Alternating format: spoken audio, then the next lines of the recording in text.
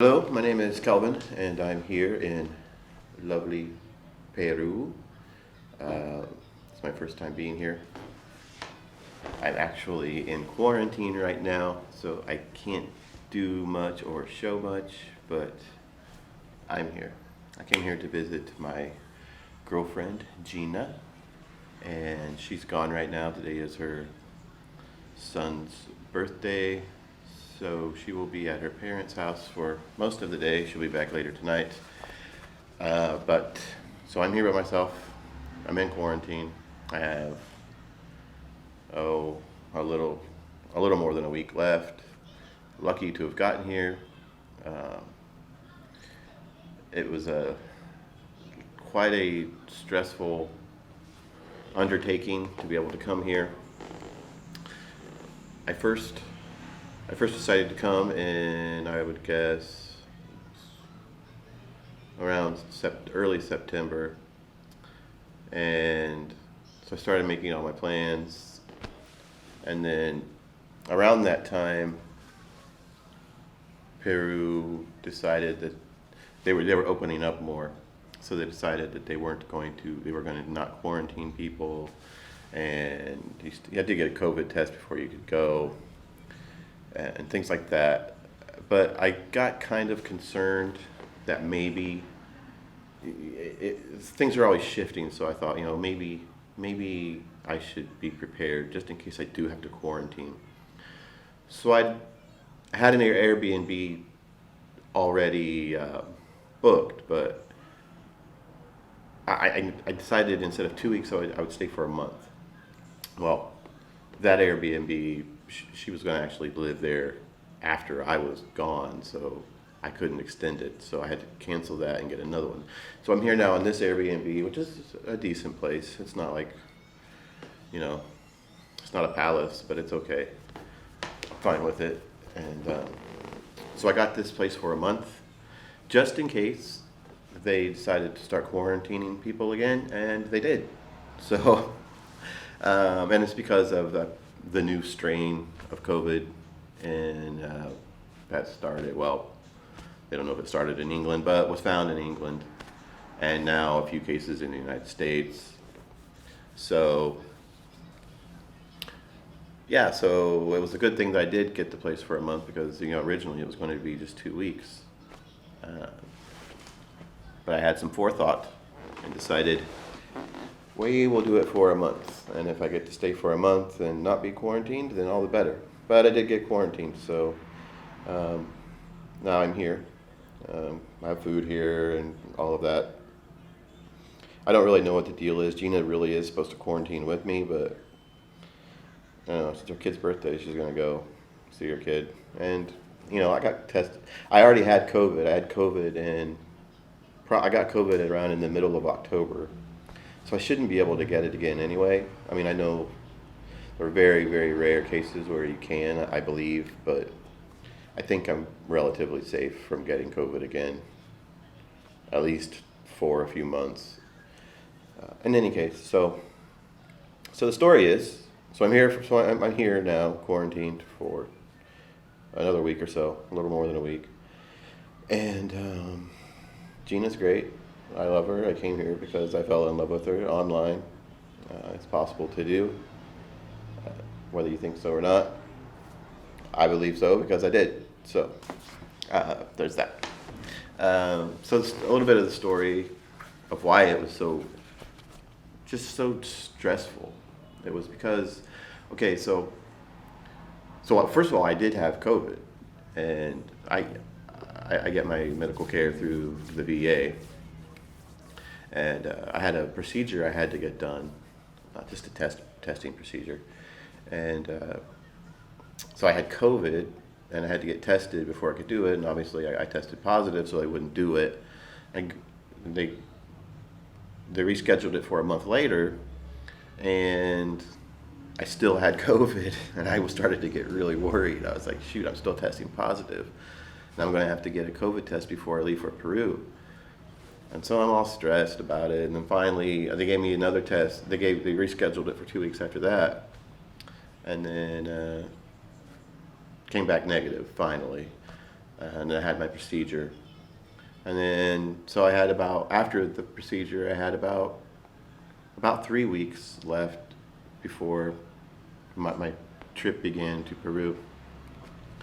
And so I was nervous. So maybe 2 weeks or so before before the trip, or my actual test that I had to get before I left, I just went and got a free one.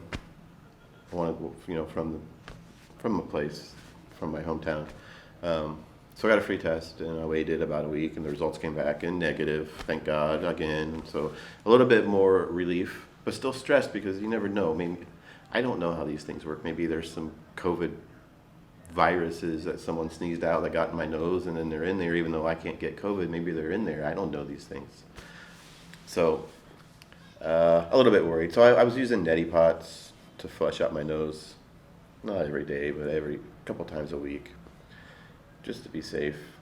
And then, so how you do it, you have to get COVID tested within 72 hours of leaving.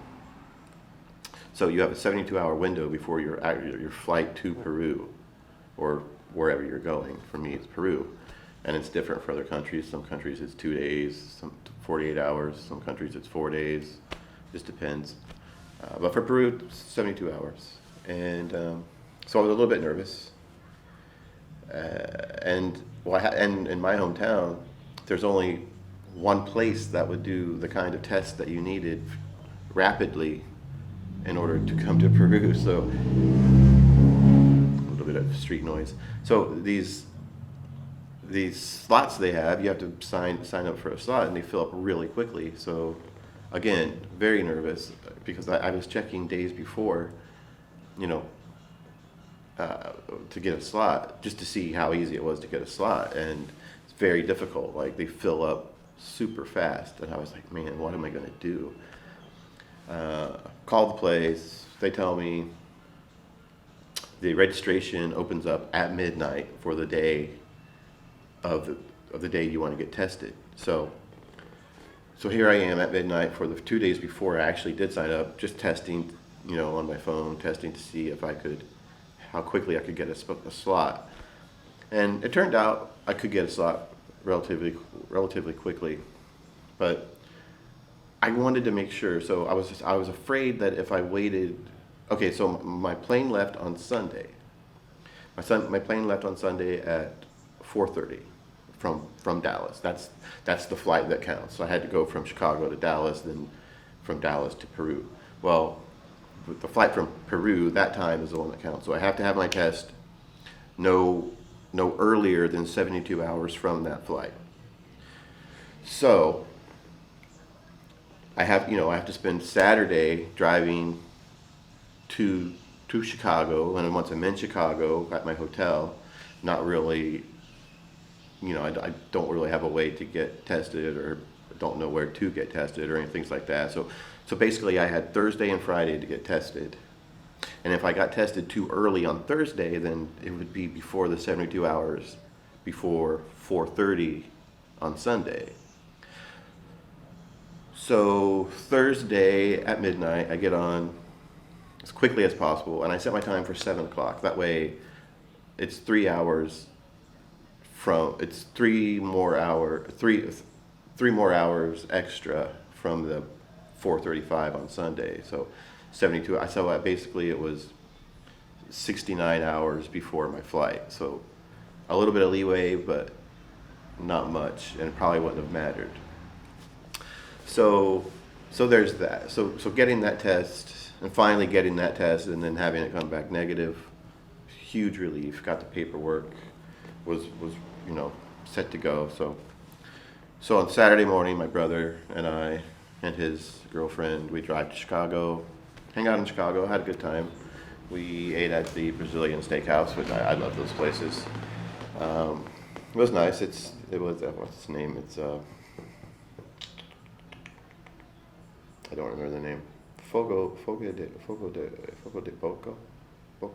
Don't remember. Fogo de Boca, I believe, is the name of it. I'd have to look. But in any case, it's by a loft. That's the hotel I stayed at was the Loft by O'Hare.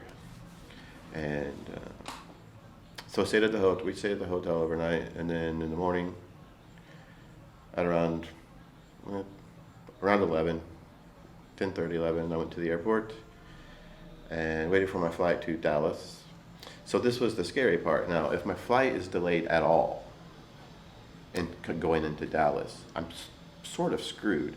If I miss my flight from Dallas to Peru, that means my test is going to be older than 72 hours because obviously they'll put me on a later flight. That later flight is probably going to be the next day because I believe that is the last flight out of Dallas to Peru, to Lima.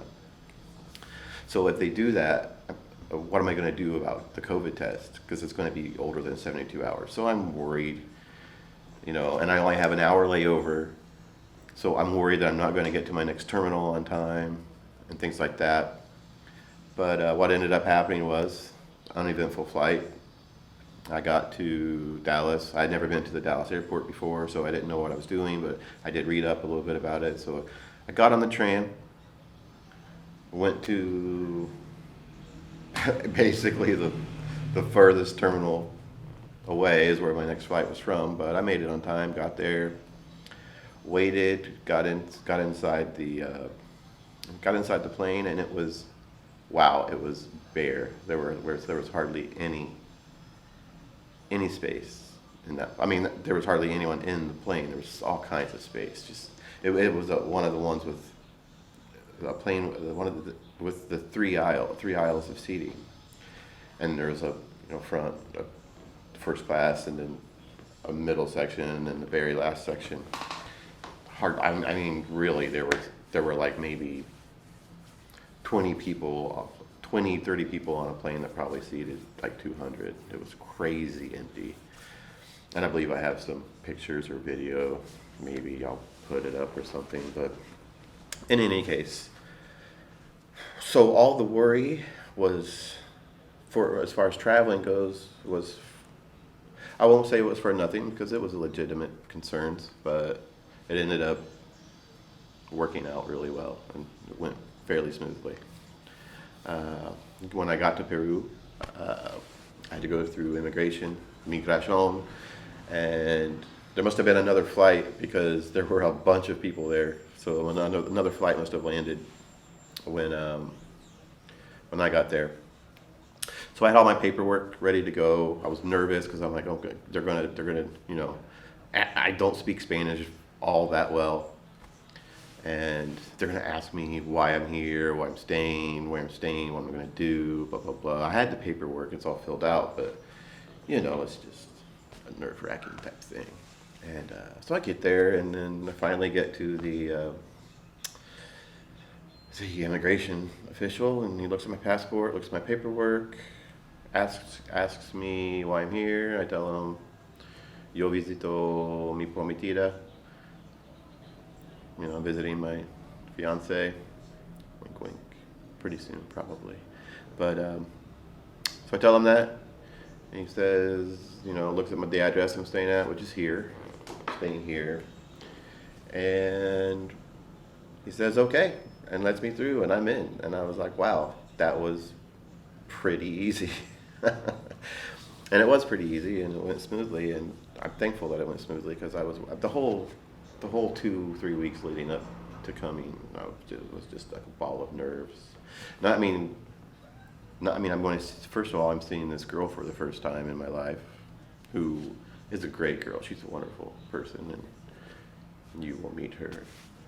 Hopefully, you will see what I see because she's a beautiful girl. She's a nice girl, and so I was already nervous about that. And then all the immigration type things. Well, with COVID, everyone's crazy right now, and probably wasn't the best time to travel. But you got to do what you got to do. If I don't meet her in person, there's no way she can come to the United States. If we even come there, I'm thinking about moving here. So I might move here. She might move there. Who knows what we'll do? Maybe we'll do both at different times. But we're still going to want to both go to the United States, and if she's not going to be able to get a visa or anything like that if we've never met, so it had to be done, and I can't wait forever. No one can wait forever. We got to get going. We got to live our lives. But anyway, so I'm here and I'm excited. I can't wait to get this quarantine over with and go out and see more. And hopefully I can get to Machu Picchu. If not, next time. Not a big deal. But yeah, so I'm here. I'm happy, and I'm ready to start this adventure with Gina and Peru. I didn't know much about Peru before, and I'm learning more as I'm here. And I will learn a lot more, and I will share a lot more with you. And I hope you enjoy it, and I will see you later, and Gina will be here later tonight after her son's birthday party, and I will introduce you to her. All right, thanks.